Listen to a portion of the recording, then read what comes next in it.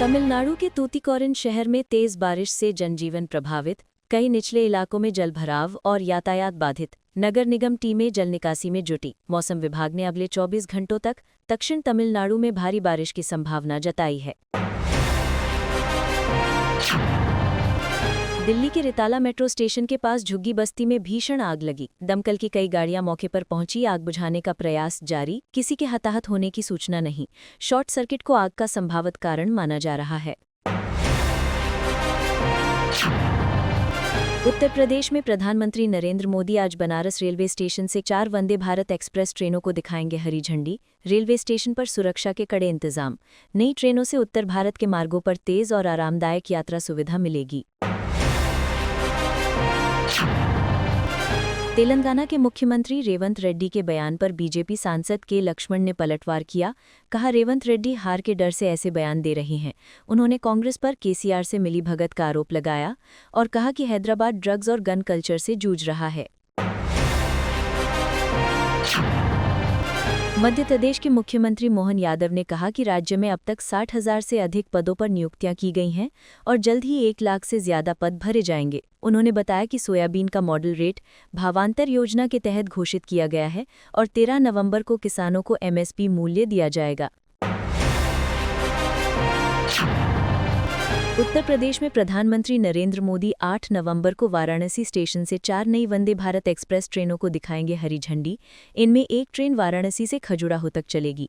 अन्य 3 ट्रेनें फिरोजपुर दिल्ली, एर्नाकुलम बेंगलुरु और लखनऊ जंक्शन सहारनपुर के बीच चलेंगी। स्वागत की तैयारियां पूरी कर ली गई हैं। असम में गुवाहाटी भाजपा अध्यक्ष दिलीप सैकिया ने बताया कि केंद्रीय वित्त मंत्री निर्मला सीतारमण ने असम भाजपा मुख्यालय का दौरा किया और मुख्यमंत्री हिमंता बिस्वा शर्मा के साथ कार्यकर्ताओं से मुलाकात की। उन्होंने कहा कि प्रधानमंत्री मोदी के नेतृत्व में पिछले 11 वर्षों में पूर्वोत्तर के विकास को नई गति मिली है। असम के गुवाहाटी में केंद्रीय वित्त मंत्री निर्मला सीतारमण और मुख्यमंत्री हिमंता बिस्वा शर्मा ने असम भाजपा मुख्यालय में वंदे मातरम के 150वें वर्ष पर आयोजित सामूहिक गायन में भाग लिया। कार्यक्रम में भाजपा कार्यकर्ताओं और नागरिकों ने देशभक्ति के माहौल में वंदे मातरम का सामूहिक पाठ किया। नई दिल्ली में केंद्रीय मंत्री डॉक्टर वीरेंद्र कुमार के नेतृत्व में एक प्रतिनिधिमंडल राष्ट्रीय संग्रहालय में संरक्षित भगवान बुद्ध के पवित्र अवशेषों को लेकर भूटान रवाना हुआ। ये अवशेष 8 से 18 नवंबर तक ग्लोबल पीस प्रेयर फेस्टिवल में प्रदर्शित किए जाएंगे। आयोजन भूटान के चौथे राजा के 70वें जन्मदिन पर हो रहा है।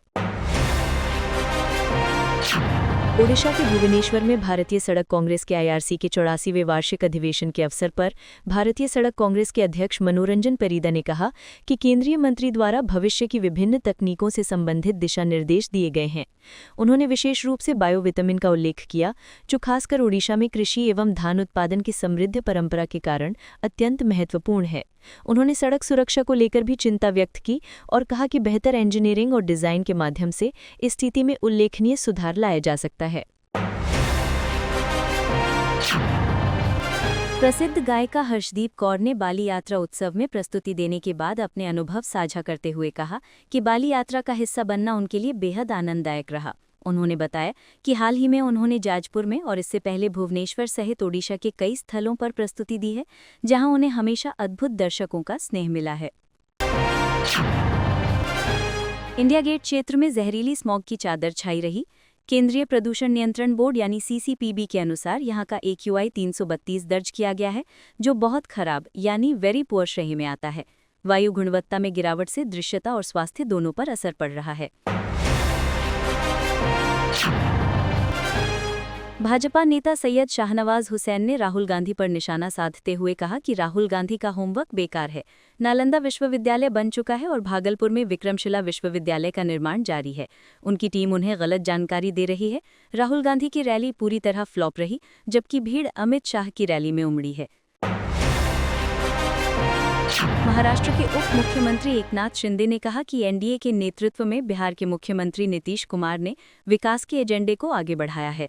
पुणे भूमि सौदे को लेकर, जिसमें उप मुख्यमंत्री अजीत पवार के पुत्र का नाम जुड़ा है, उन्होंने कहा कि मुख्यमंत्री ने जांच का आदेश दिया है। रिपोर्ट 1 महीने में मिलेगी और सच सामने आएगा। केरल के राज्यपाल राजेंद्र अर्लेकर कोची रेलवे स्टेशन पहुंचे, जहां प्रधानमंत्री नरेंद्र मोदी एर्नाकुलम बेंगलुरु वंदे भारत ट्रेन को वर्चुअली हरी झंडी दिखाने वाले हैं। ट्रेन के उद्घाटन के मौके पर सुरक्षा और स्वागत तैयारियां पूरी कर ली गई हैं। इब्राहिमपुर गांव स्थित वरदान पैलेस बैंक्वेट हॉल में सुबह आग लग गई। हॉल में रात को एक शादी समारोह होने वाला था। घटना के संबंध में और विवरण का इंतजार है।